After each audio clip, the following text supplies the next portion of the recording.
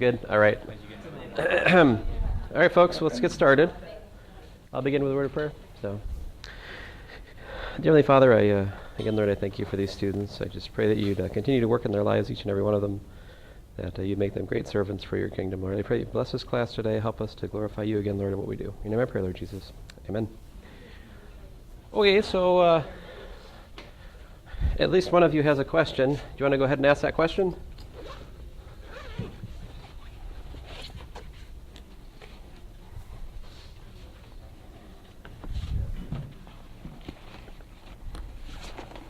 So just so you know where we're going, we have today, and then we have Tuesday, right? And then there's fall break. So between today and Tuesday, I will cover all the material up through section 4.3. You've got homework Saturday, which I think is mostly on the stuff we've already done. And then the homework which is due over fall break, there's two of them. That'll be on the material that's really section 4. I don't know what it is. Maybe it's 4.2, 4.3. I don't know. It's on derivatives and second derivatives and graphing, mostly. So what was the question? One of you had a question for me. I have a question. So question 4. Mm-hmm. In the book, it's 3.6, 34. Question 4 on homework, which one? 7? Current one, yes. Yes, sir. So you're supposed to find the equation of the tangent line to the graph of the function at the indicated point. Now, do you have a specific question, or you're just kind of lost, or? I am completely lost. Okay, perfect. I mean, not trying to not trying to hurt you. Yeah, homework number 7, number 4. As you said, this is like problem section 3.6, number 34. So here's the problem I have, which is probably like your problem. Maybe it's the same one. I don't know. X minus y. Minus 1 quantity cubed is equal to x. This is an equation. And we're supposed to find the tangent line.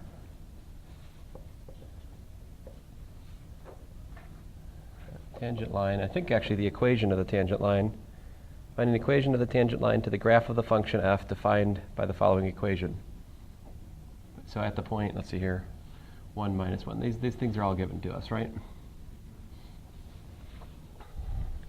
So the idea here is that this equation implicitly defines y as a function of x, all right? And so we're going to use implicit differentiation. That will tell us what dy dx is. Then once we've done that, we plug the given point into dy dx. That gives us the slope of the tangent line. And then we know a point, we know a slope, then we just write down the equation. So that's what we're going to do. So the way to figure out what dy dx is just to differentiate the equation. So you look at here's the given equation, just differentiate that thing. So I have d dx of x minus y minus 1 cubed is equal to d dx of x. So I'll do the easy part. On the right-hand side, we get 1, right? But how about the left-hand side? What do you have to do there? Chain rule, right. So this, by the chain rule, is 3 times the quantity x minus y minus 1 squared. And then I have to multiply by the derivative of the inside, which I'm just going to write down, which is what? That's 1. Derivative of x is 1. The derivative of y is, well, dy dx. And then that's it. So far, so good. That was chain rule. And then I will multiply this out.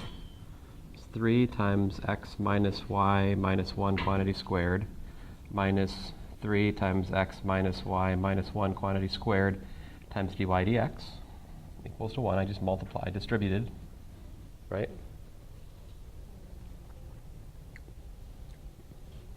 So what I'm trying to do right now is to solve for dy dx, okay? So this gives us minus 3 times x minus y minus 1 quantity squared times dy dx is equal to 1 minus 3 times x minus y minus 1 quantity squared. Subtracted over the other side. Now we can divide by the coefficient of dy dx, right? And we get dy dx equals to what?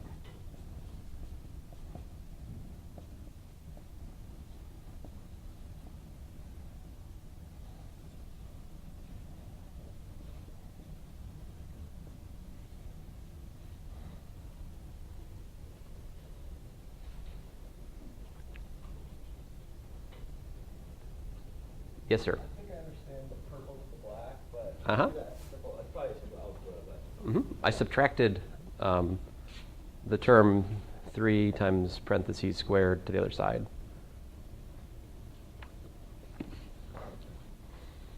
I'll use some color coding. This term right here went over to there. and what happened to dy dx? It's just there. So if I can make this wiggly, it's right here. And the 1 is still there.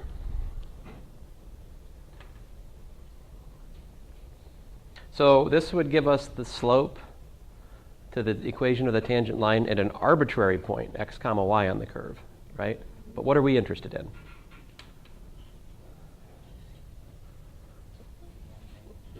One, negative 1, right? So I want to plug in then 1, negative 1 dy dx at the point x equals to 1, y equals to minus 1 is what?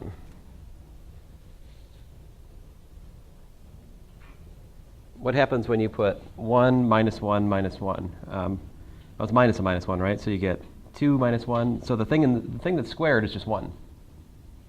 Right? So we get 1 minus 3 over minus 3, apparently, right? So it looks like that's going to be minus 2 over minus 3, also known as 2/3. I have some strong sense of deja vu right now. Did I work this last class?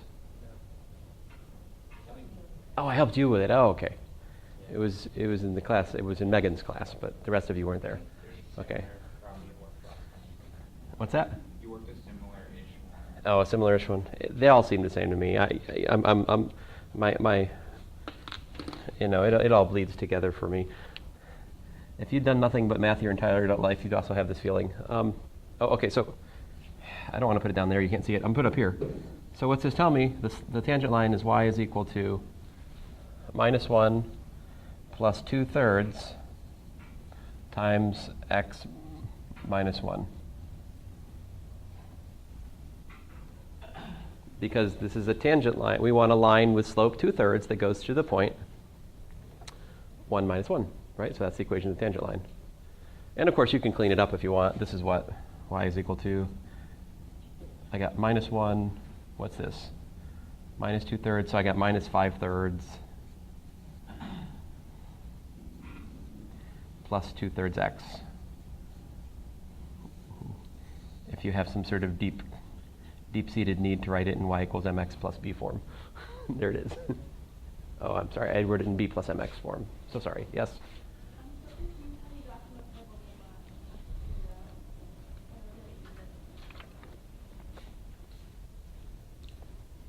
Which purple?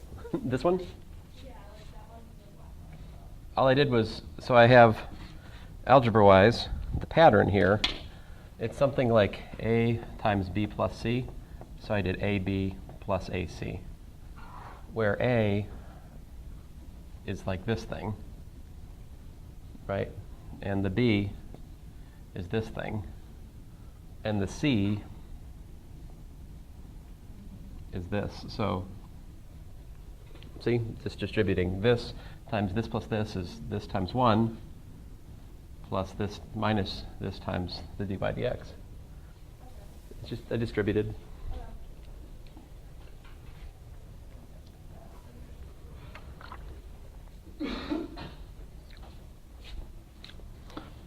Next question. I saw one of you before class, you said you had a question. What was that question? It was from a previous homework. Was it you? Who was it? Maybe that person left or something. Oh, okay. All right. I'm just remembering things. Go on. So who has the next question? Go for it. I couldn't get number 3 on homework 7 to work out. Well,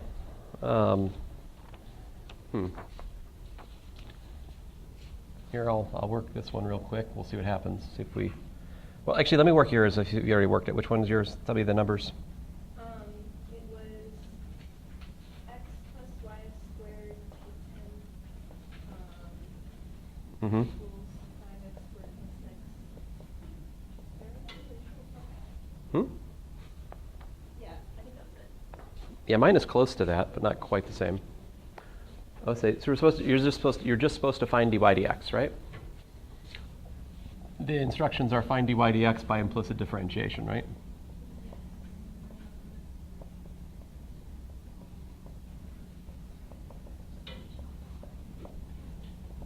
Okay, so step 1, we differentiate the equation. That gives us 10 times x plus y quantity squared, x plus y squared quantity to the 9th power, times the derivative of the inside function, which is 1 plus 2y dy dx.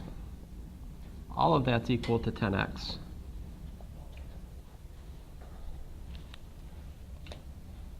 So what I did is I went with my given equation, I took the derivative with respect to x.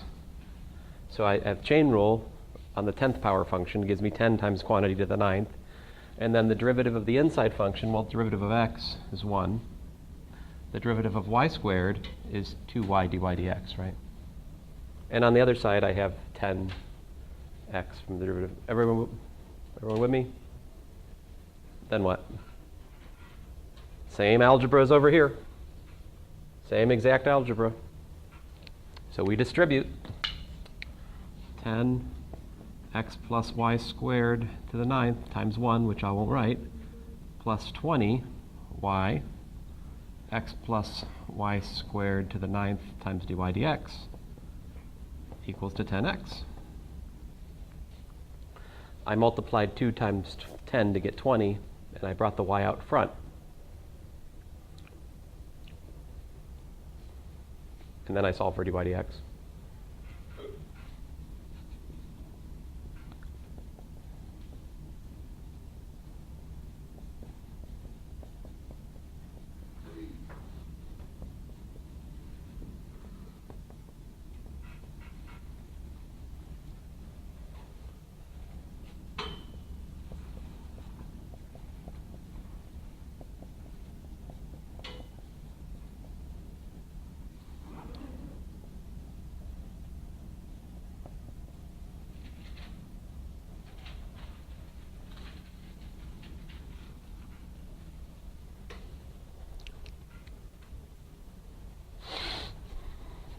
I can't quite compare with mine because mine had a 6 instead of a 5.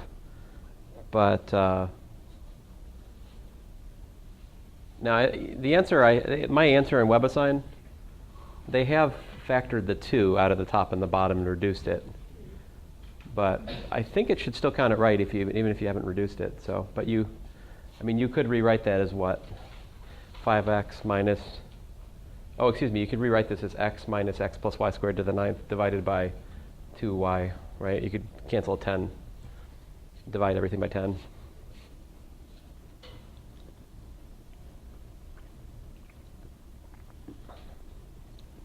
So hopefully that'll fix it. Yeah, what was your question? You're confused on number 7. Number 7 of number 7. What? Number 7 of numbers of homework 7. Yes, 7. Alrighty, it's one of those.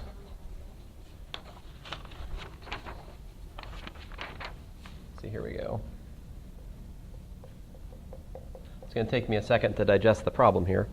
A car leaves an intersection traveling east. Its position t seconds later is given by x equals to t squared plus t in feet. At the same time, another car leaves the same intersection heading north, traveling y equals to t squared plus 2t in feet. You maybe have 3t or something. The 2 is randomized in different people's. Find the rate at which the distance between the two cars will be changing 6 seconds later.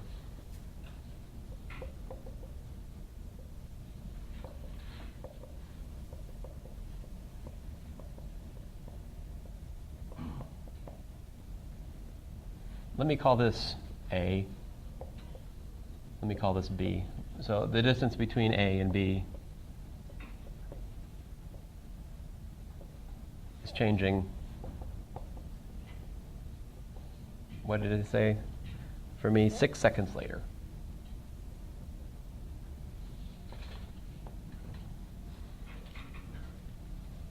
Now, with almost any word problem, the thing you want to do to start with, a good rule of thumb is to try to draw a picture to organize what you're given and to give you a sense of where to go, right? This is a standard technique in problem solving, right? So I'll draw a picture. And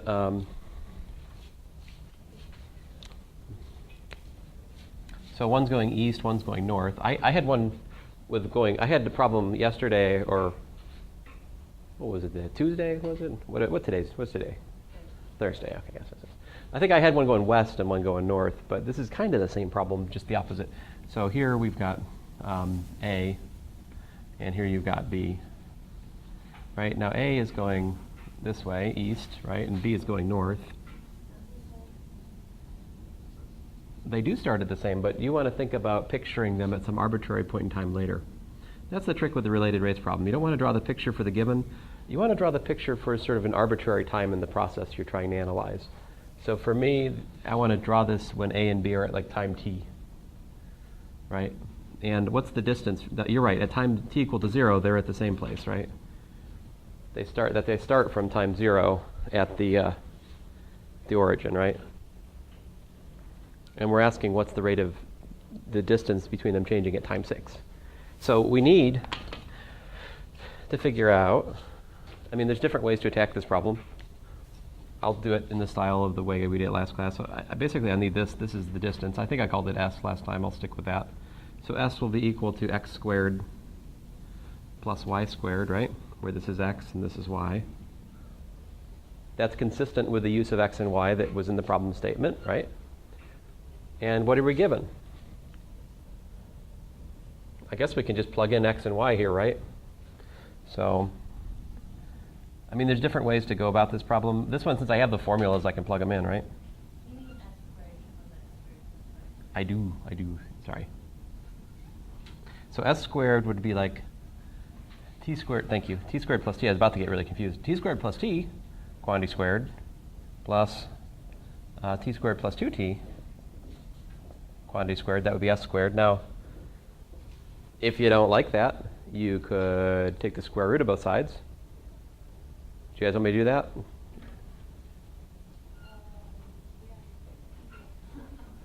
I mean, fine, I'll make my life difficult. I'll take a square root. Not so bad. So what's ds dt?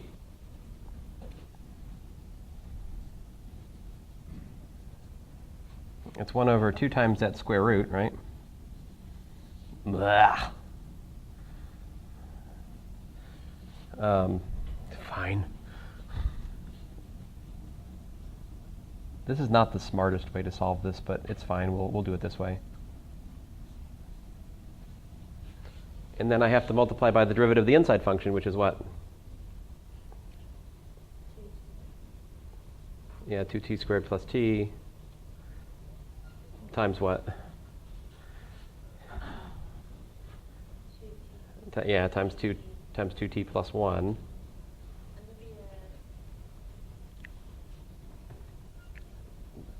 2, I'm going to write it over here. 2 times t squared plus 2t times 2t plus 2.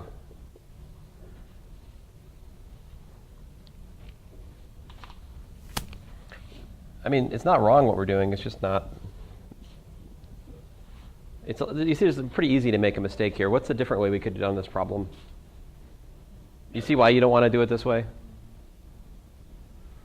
I mean, it's not bad. All we got to do now at this point is just plug in t equal to 6. That's the answer. Here's a better way.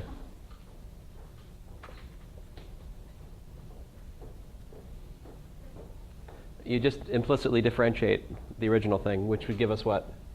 2s ds dt is equal to 2x dx dt plus 2y dy dt. The 2's cancel, and you get that ds dt is 1 over s times x dx dt plus y dy dt, which is much, much nicer to work with. No? I thought it was 1/5, and I was trying to figure out how you got it. Maybe I shouldn't use s. Maybe I should. There's no 5s anywhere. Yeah, it's always s. If we were working with time equal to 5, it would be truly a monstrosity of notation, yes.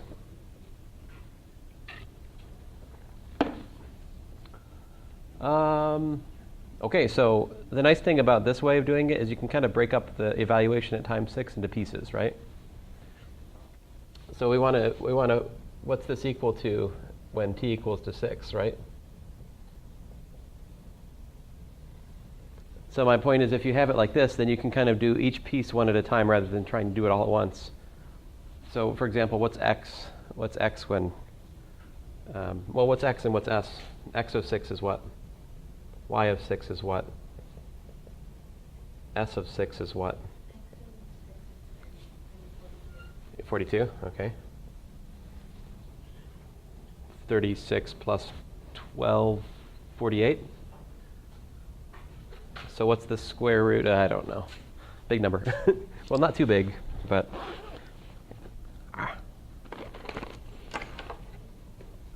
Tell me again.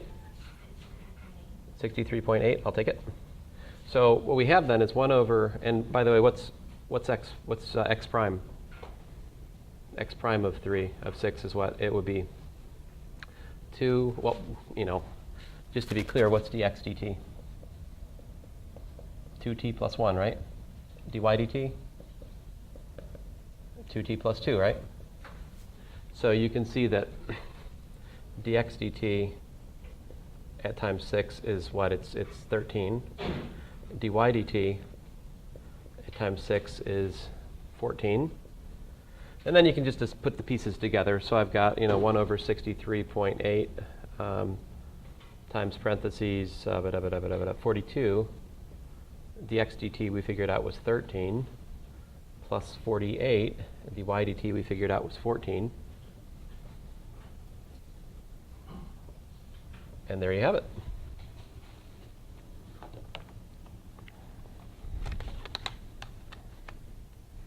Yeah, I mean, this problem requires a slightly longer attention span than some of the ones we work in here, but it's not really harder than the other things we've done today. It's just, a little bit longer. So, 63.8, I get something like 19.09.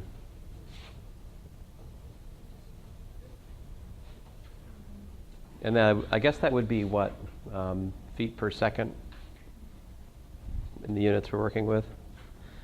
Now my key here has 19.1 feet per second, but So, yep. Can you help us with Number number 8 now? 8. Yes, I will have pity. I will have pity upon you guys and work number 8.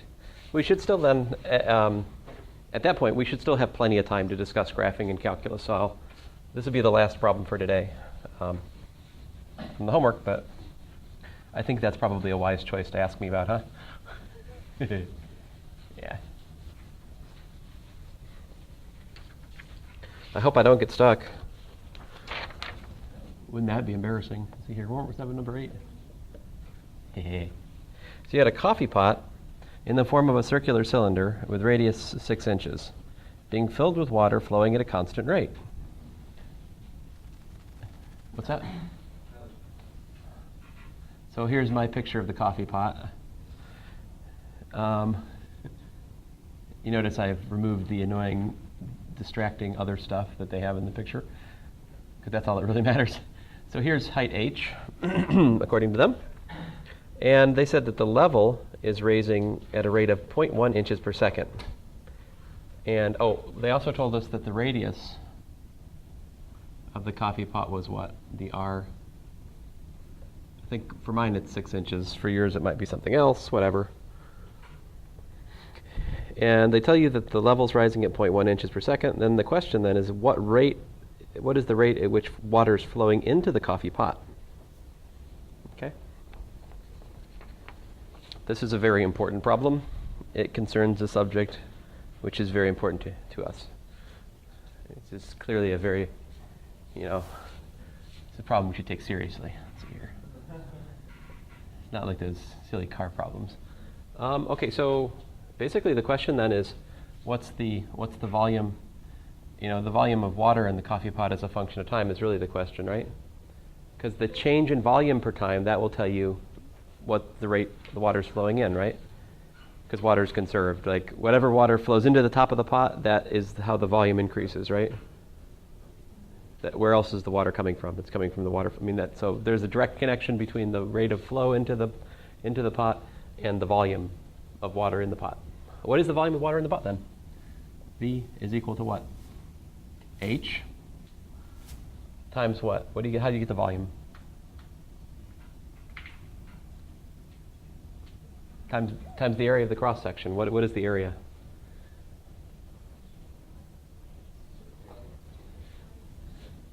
I heard a pi r squared. Very good.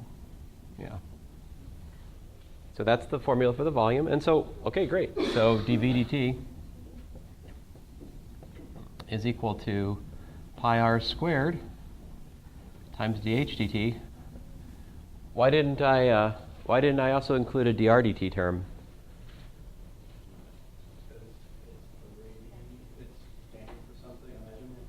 Right, it's the radius, right? Is the radius changing? No, we're dealing with a very boring coffee pot. It has fixed radius, right?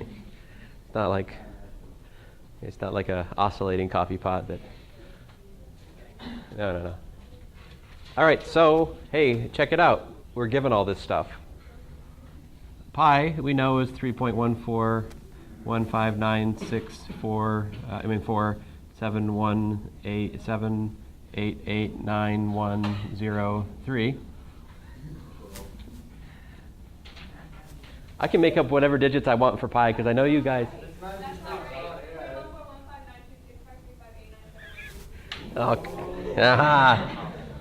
Oh man. Usually if you can memorize the first 10, there's a very, very small segment of the population who knows past the first 10. So if I could actually remember the first 10 correctly, I could make up whatever I want after that and people will believe it. I think we really just need that. But very good. Call my bluff. All right. 36, because the R is 6, right? And what's dH dt? In my problem, we're given that the level is increasing at 0.1 inches or centimeters or something inches per second. So that rate is the dH dt. Does that make sense? Do you see the identification? Does that make sense? I was doing H times dH dt, and I was really confused because I wasn't. I just plain old way overcomplicated it. Yeah. It's so what I mean. I agree. Once you see this, it's not too bad. So 3.14 times 3.6. What's that? I don't know. 11.14 centimeters cubed per second, or something like that. Will you give us the formula on the test, or do we? No, I will not give you the formula for the volume of a cylinder.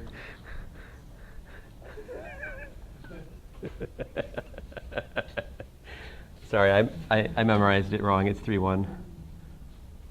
I thought I remembered it from the sheet, but nah. Okay.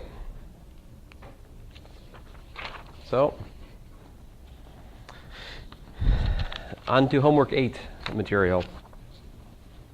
The first derivative in geometry. I thoroughly enjoy the material we're about to go into. I think it is really in some sense, I think it's way, way more interesting than what we're doing right now. I don't know if you were like me, when you studied college algebra, I was happy to learn how to graph things, right? Like, to learn how to graph parabolas and lines and other things. It was nice. I mean, it was very freeing to like have a general knowledge of what x to the n looked like, you know? And, you know, then if you can factor a polynomial, you can figure out where its zeros are and you can graph it. But, you know, it sure didn't take much to mess up formulas a little bit in such a way that I could no longer graph them. And that was kind of a sadness of college algebra, that it's so easy to tweak formulas just a little bit and then they're almost outside of your grasp in terms of graphing, unless you just plug points in, right? I guess you can always make a table of values and plug points in, but that's like defeat to have to do that.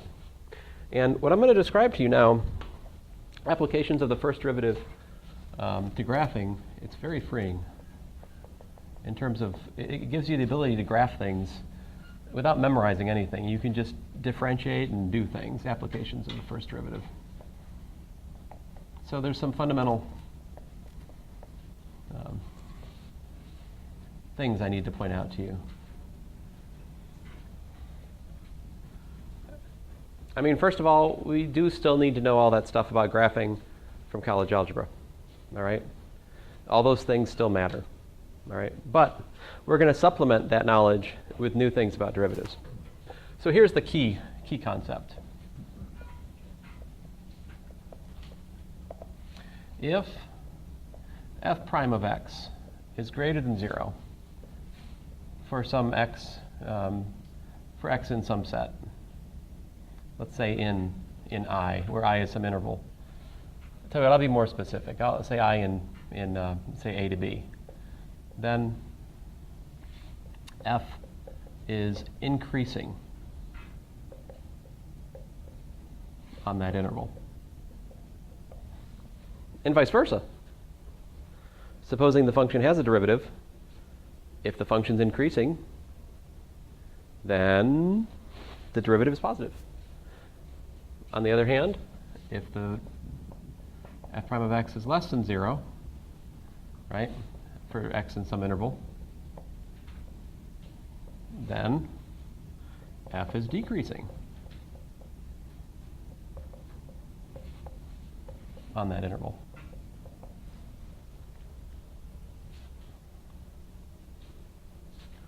Let's look at an example.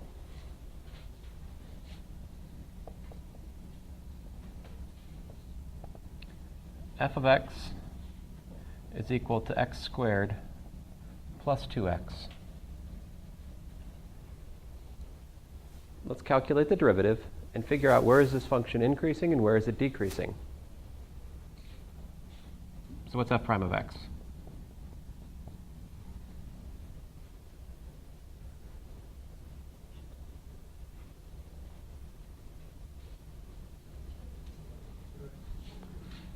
Two x plus 2. Very good. And I'll do the hard part. I'll factor the 2 out, right? And I'm going to advocate that we use a sign chart. All right? I'm going to use a sign chart here to understand the derivative. So I draw a little number line, and I draw f prime of x over here. And the way this works is any place where the derivative could be 0, I put a tick mark. Where should I put a tick mark here? Where? No. -1, right. And then I just draw little pluses and little minuses to indicate the behavior of the derivative on either side of the tick mark. So can you tell me what happens if I plug in, for example, 0? 0 is over here, right? Positive, right? So there's pluses over here. What happens if I say plug in -2? Yeah, minus 2, I get -2, right? It doesn't really matter the value. The point is it's a negative.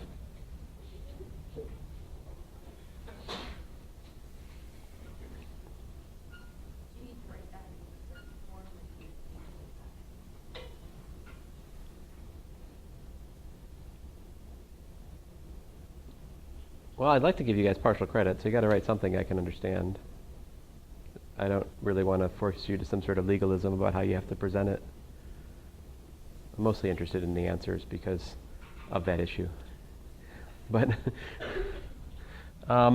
anyway, I plugged in 0 and minus 2. You could plug in whatever.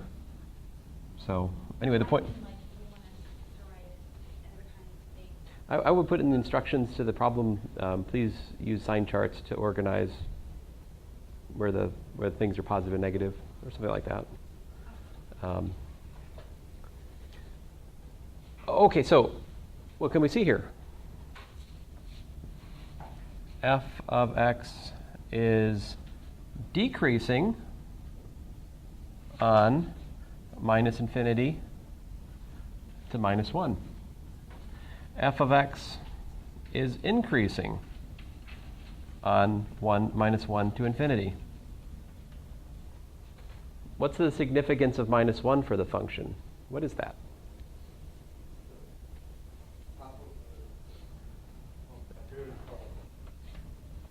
Yeah, again, the whole point here, right? The point here is, oops.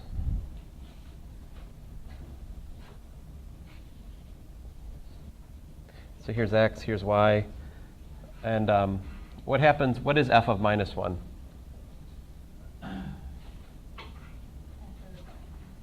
Oh, by the way, there's something else we can do here. What have I not done? I've just done calculus for you right now. What do you know before this? It's a polynomial, right? What else can you do? How about its sign chart, right? So just from this is equal to x times x plus 2, right? So I can draw a sign chart for f. It has tick marks at minus 2 and 0. And if you plug in some sample points, you'll see it's positive. Up in here, it's negative in the middle, it's positive again. Pick your favorite point, plug in, you'll see that that's the case. If I plug in 1, I get 3.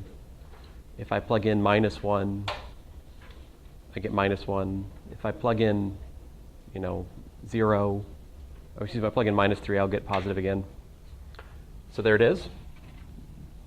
So what's the significance of the tick mark here? Well, those are the zeros of the function, right? Those are the zeros of the function. What's the significance of minus 1? That's where the derivative is 0, right? That's where this function stops decreasing and starts increasing, right? So what that means, and what is actually the value f of minus 1 is what? I think when you told me a second ago. It's minus 1, right? So it's like here. So you can draw that's where it turns around. That's the turning point in the graph.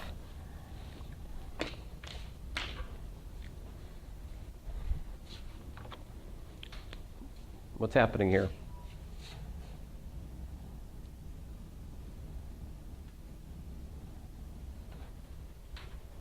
We found a parabola.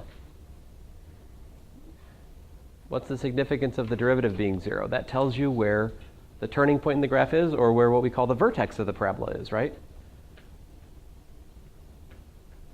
Maybe if you remember, we taught you a formula in college algebra to remember where the vertex is, right? You take like minus b over 2a or something, right? Notice that we didn't have to quote any formula. All we did was differentiate and look where the derivative was 0, and the vertex was revealed to us by basic algebra. Wolfram alpha. No need for Wolfram alpha here. That's like killing a fly with a sledgehammer. I mean, this is not Wolfram alpha material. How'd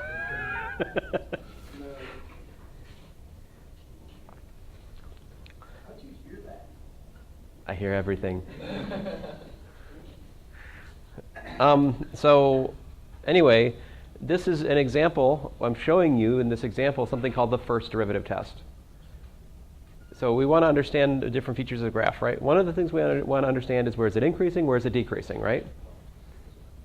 The other thing we want to start to understand is where is there a relative maximum or a relative minimum. This point, the vertex, this point minus 1, is a relative minimum for the function. In fact, it's also a global minimum, but yeah. I'm just about to say, is it the vicinity of absolute minimum as well as the relative? Yeah, absolute just means like with respect to the whole domain or the set in question. Relative just means that close to that point. Yeah, let's get away from formulas here for a second and clarify some terms. Here's a graph. Yee. Ooh, wee. Y equals f of x, right? And I'll just let it go on and on. Where are the relative relative maximums? Here, right? And the reason those are relative maximums is you can pick some interval of values, like here, right? For example, and for those points, I will have say this is x equals to c. I will have f of x less than or equal to f of c for all x nearby. That would make c f of c a relative maximum. On the other hand, if this is d, if you look at the points close to that, right, then you have f of x greater than or equal to f of d for all d nearby. That would make this point a relative minimum. I would also include endpoints as relative maxes and mins if there were endpoints on the graph, but your book doesn't bother with that, so whatever. Okay? I mean, the graphs in your book are open-ended. They go on and on, or they've got like something. Where is this thing increasing and decreasing? I guess I need to put some more labels on it, don't I, in order to make that question reasonable? Actually, let me pick a better let me give you a better example to talk about increasing and decreasing. This much I can say about this. Do you notice every place where there's a relative maximum, it's gone from what? See what happens here? You've gone from increasing to decreasing, right? Here you've gone from decreasing to increasing. Again, decreasing, increasing. And anytime you go from increasing to decreasing or from decreasing to increasing, you're at a relative min or max. That's the first derivative test. Now, so a point where the derivative is 0 or where it's undefined is called what's called a critical point. So definition: if f prime of c is equal to 0 or f prime of c is undefined, then c comma f of c is a critical point of the graph. Critical points are really important because what I'm describing to you right now is that relative maximums and relative minimums have to happen at critical points. So if you're trying to analyze a graph and you're trying to figure out where is it biggest and where is it smallest, you just go searching for critical points and you can figure it out from that.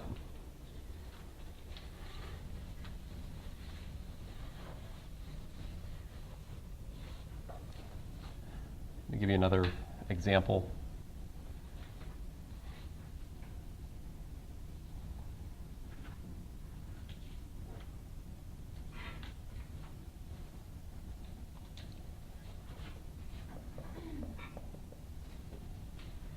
Let me try to plot the derivative on the same graph. So what I'm going to try to do, the question here is to plot y equals f prime of x on same graph, right? Now this is always a little bit heuristic, all right? So this is flat. So if the function's constant, see this right here, function's constant. Technically speaking, if the function's constant, it's both increasing and decreasing at that point. It's kind of stupid, but it's where the two cases overlap. A function which is constant is both increasing and decreasing. But I think rather than saying that in here, we'll probably just say it's constant. So if you'd rather say it's constant rather than saying it's increasing and decreasing, that'd be fine with me. So anyway, I'll make the instructions clear. Like if I ask a question on the test, I'll say, find for me where the function's increasing, where it's decreasing, and where it's constant, if that applies. Okay? So if the function's constant, what does that mean about the derivative? What's the slope of the tangent line along this point in the graph? 0, right? So I'll start there. Where else is the derivative 0? Exactly. So there's another point in the derivative graph. What else? It's hard to tell from my picture. I think but it's always increasing over here, right? And yeah. So if you think about this, if you look at, take a little tangent line here, what's the slope?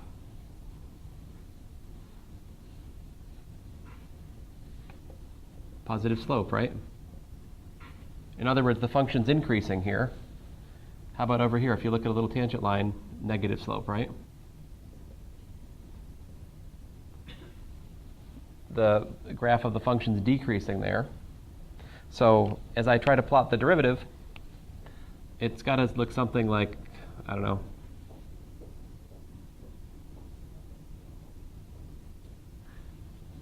like that, and then, it looks like it's increasing again over here, so I don't know. So here, roughly speaking, is y equals f prime of x. My point to you is wherever the derivative is 0 is a place where the function has a min or a max, or at least a horizontal tangent. And a place where the derivative is positive is a place where the function is increasing. A place where the derivative is negative is a place where the function is decreasing. These are our key concepts. Okay. Let's do another example.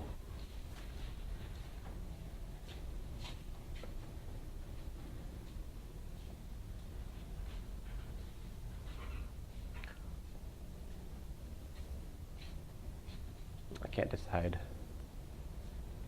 I guess I'll erase this one. I think you guys, I could erase the key concept now, right? Yeah.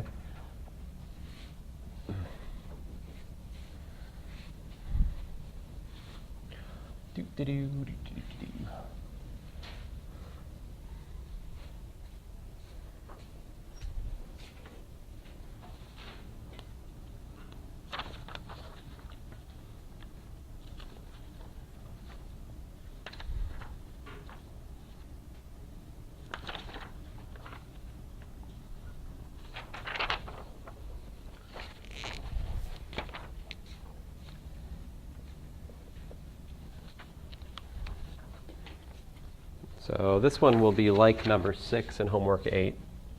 I've got g of x is equal to x to the 4th minus 2x squared plus 6. And we're supposed to find the intervals where the function is increasing and where the intervals where the function is decreasing. Okay? Okay, so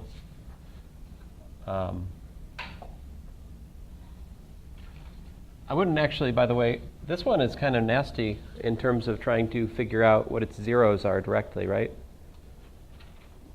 I'm not sure I would want to try to factor that in here.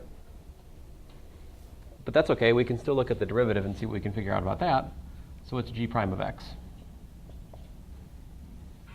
4x cubed minus 4x. So yeah, the function's kind of nasty, but the derivative pretty nice, because I can factor out a 4x, right? And then I've got x squared minus 1.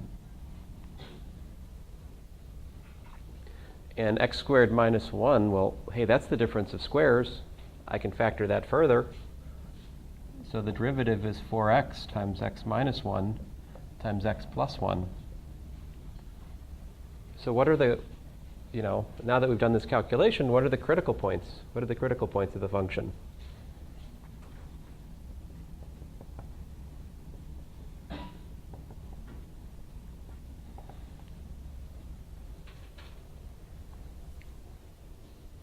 I would urge you to try to work at least some problems in homework 8 and homework 9 this weekend. It doesn't matter if you work all of them, but try to work a few for yourself because you want to have a chance to ask questions about them Tuesday. Because after Tuesday, there's fall break, right? so you guys are on your own. It's due that Saturday. Then the Tuesday after fall break, we have a review for the test, and then there's the test, right? And this material you need to start working on in order to really absorb it by the time we have the test, right? So I would encourage you to work on homework 8 this weekend also. What's up? Oh, you said -1, 0, and 1? Yeah. All of those have what? G prime of x is equal to 0 at these points, right? Although I usually use C for critical point, like G prime of C is equal to 0, so C equals to -1, my typical notation for it, but whatever. All right, so the critical points tell me where to put the tick marks on my sign chart for the derivative. So I put a tick mark at -1, I put a tick mark at 0, and I put a tick mark at 1. Yep. Question. Would you test each one of those numbers separately? So would you test the 4x separately and the x minus 1 separately and the x plus 1? Or are you going to test them all together? As a package deal. Yeah, you have to, it's the totality of them all at once, yeah. That's why I have to factor. Factoring shows me where the thing can be 0, right? Why do we factor things? It's because factoring allows us to divide and conquer, right?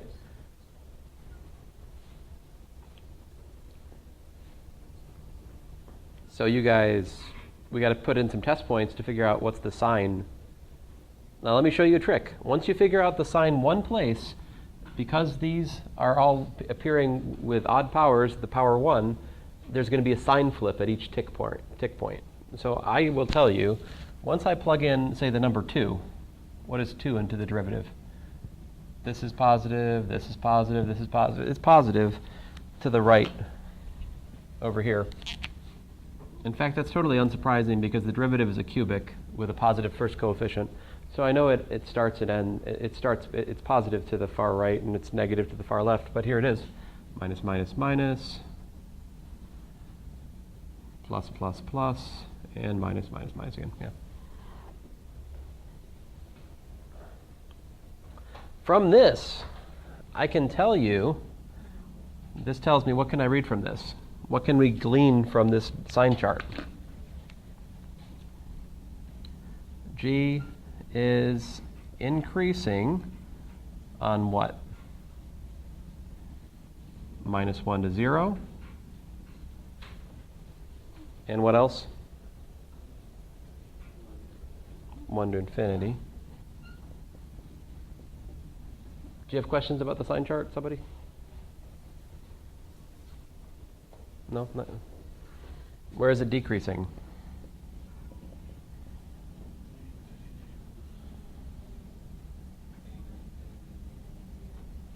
Yeah, 0 to 1. Right. So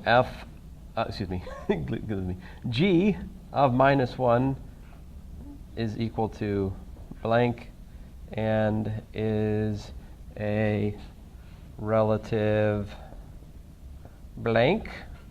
G of 0 is equal to blank and is a relative blank. G of 1 is equal to blank and is a relative, blank. Okay, very good. You got that one. Can you fill in the blanks, though? Can we fill in the blanks? Man, this problem's nice. I mean, maybe. Could happen. Let's see here. So, -1 is what? -1 to the 4th. 1 minus 2. -1 plus 6. I think it's 5, right? You guys agree? Disagree? What do you think? 5? I think it's 5. What's G of 0? That's easier. 6. What's G of 1? I think it's 5 again, isn't it? Yeah. See, that's my 5. Notice the squareness. My S is like this. My 5 is like that. Oh, wait a minute. Was that you guys complaining? I was not complaining, I was just. Observing. You're not, no, we weren't. You.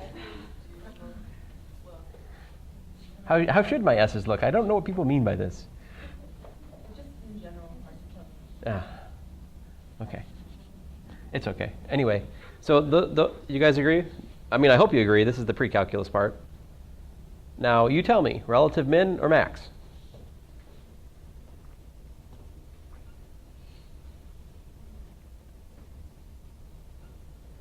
Think about what this means. This means it's decreasing, and then it's increasing. Minimum, right? 0, it's increasing, and then it's decreasing. It's a max. That's the first derivative test that I'm using. And then it's decreasing, and then it's increasing. So that's a min. That's not actually asked for in this homework problem, but I'm just making the homework problem more interesting.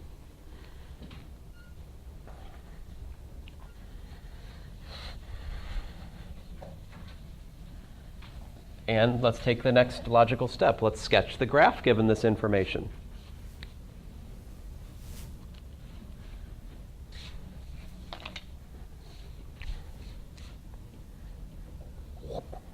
I got 0. I got, let's say, 1, -1, and 1. So we're at 6. This is not the scale, but 6, 5, 5. What's the big behavior of this? What's the large scale behavior of y equals g of x? Y equals g of x is essentially x to the 4th for x much, much greater than 1. If you think about it, right? If x gets huge, that other stuff, except for the x to the 4th, doesn't matter. It's tiny. So after a while, this is just like the x to the 4th function, which means it's like just up, right? X to an even power is just like basically like a parabola that opens up. X to an odd power is like one of these deals, or depending on the coefficient of the thing. Anyway, my point is the graph is just one of these dudes. There you go. That's the graph, y equals g of x, to a pretty reasonable accuracy. And I only had to actually explicitly calculate 3 points on the graph to get you that's the shape of it. How many points would you have had to check to get that this was the shape of the graph in college algebra? I would argue at least 10. What was the question? Yeah. The graph of the derivative, isn't it true that like the critical points, don't they help determine if it's, like for the graph of the derivative, wouldn't it be more of like, if it's negative, it'll be in the, below that factor, and if it's positive, it's above the x-axis. So your question is, do you want me to try to draw I could try to draw the graph of the derivative on top of this. That's the graph of the function, but the derivative has a 0 wherever the function has a turning point. Yeah. Or as we call them now, relative min and max, relative extrema, if you want a term for both. So if I draw the derivative in red, it's got a 0 here, it's got a 0 here, it's got a 0 here, Yeah. and it's Decrease in that, so wouldn't it be in below the x-axis or? yeah, it's something like Yeah, that. okay. Just something that I remember. Mm-hmm. And are we going to do any of that? Or just later on? Well, now that you bring it up, you have dragged me into a discussion. I can't help myself now, but to talk about the significance of the turning points of the derivative. What do those mean? It means, well, if it's decreasing on the function, then in the derivative, that means that it's below the x-axis. It's Right. coming to the critical point from. Right. So I would agree with you. The function's decreasing where the derivative's negative. Yeah. The function is increasing where the derivative's positive. Yeah. And again, decreasing, negative, increasing, positive. But I'm asking for the derivative.